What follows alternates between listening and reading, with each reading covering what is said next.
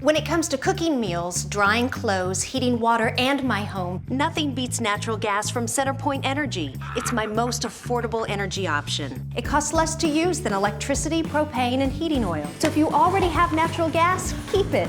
If you're replacing an appliance, choose it. Natural gas, your best choice. Safe and affordable, rest assured. For more on the benefits of a natural gas home, visit centerpointenergy.com/natural gas benefits. CenterPoint Energy, always there.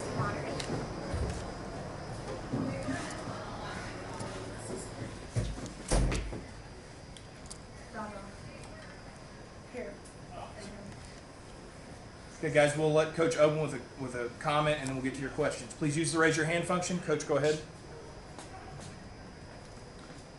Well, it's a very difficult loss. Got to give Texas A&M a lot of credit.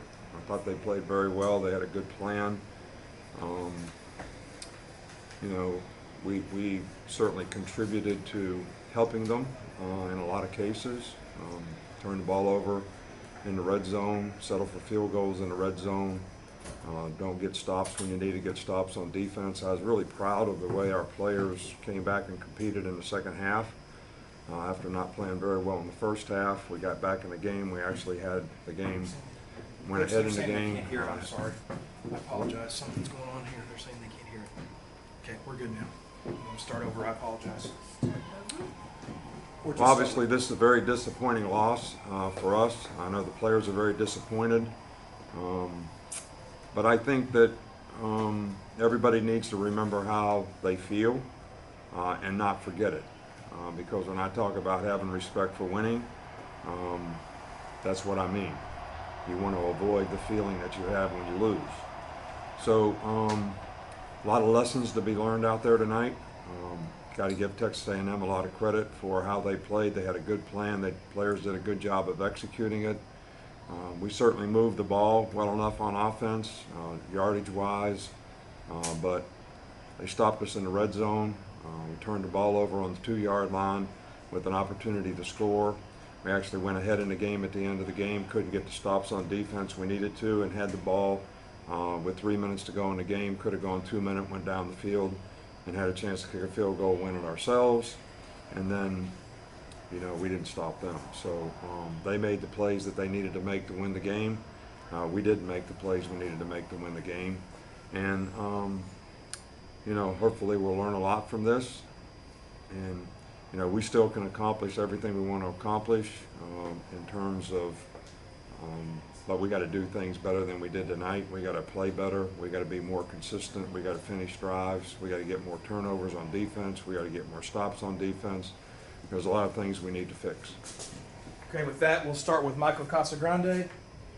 Michael, go ahead. What do you think the issues were on some of those red zone possessions where you guys got in close, but they went to field goals instead of touchdowns? Well, you watched the same game I watched. We threw incomplete passes. We had guys open. We ran a bad route. The guy picked the ball off. We had some drops in critical situations. We had a drop at the end of the game when we could have went 2 minutes. It would have been a first down, and would have started to move the ball. So I don't know that anything went wrong. We just didn't execute. We didn't throw and catch the ball like we need to.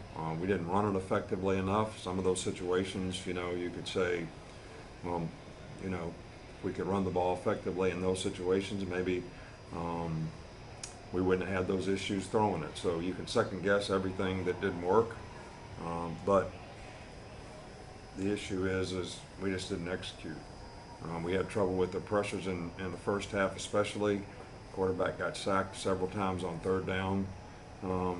So it's a lot of issues. Okay, we'll go to Aaron Suttles. Aaron, go ahead. What's your assessment of your short yardage run game situation, and does that influence plays on the goal line where you're passing? I think so, but we ran the ball really effectively tonight. We had, 153 yards rushing, something like that. D-Rob had another good game. I thought the offensive line did a good job in the run game. They got a good defensive team. They got a good front. We moved the ball effectively against them. We just didn't finish drives, and we didn't get stops on defense. So there's nobody that, you can start. For me, the coaches, the offense, the defense, special teams gave up a kickoff return for a touchdown. We also blocked a punt for a touchdown, but that was a huge momentum swing in the game. The kickoff return, we didn't cover it correctly. You know, I'm responsible for all of it. We got to do a better job with our coaches. We got to do a better job with our players so that we can convert in situations, whether they're in the red zone, third down stops on defense, too many big plays on defense in critical situations, several coverage busts. Just, you know, not the kind of execution you need to beat a good team. Go to Nick Kelly, Tuscaloosa. In the second half, you guys were very stout on defense until the last two drives. I mean, what do you think changed there? Is there something that they did differently to score the touchdown and then the field goal? No, we didn't. You know, we got picked on the one play that they reviewed where the guy was in or out of bounds. You know, we're supposed to be playing. Buzz safety should have been right in position to make a play on the tight end catching the ball. You know, we got beat man-to-man coverage for the touchdown that, you know, tied the game. So there's numerous things that we just didn't do well enough in the game. So, you know, I mean, think about two things. Think about how you feel when you lose. Think about what did you do to contribute to losing. And I know there's things that I need to do better.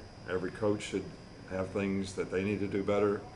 And every player, we did a lot of things out there to contribute to the other team, whether they were penalties, missed plays, dropped balls, lots of things that, you know, you can't play at a place like this against a good team. And Texas A&M has a good team. Their quarterback played a lot better in this game. We knew he was a talented guy and that he was going to play better and better, and he played really well. And you know, some of that was we needed to cover him better too and put more pressure on him.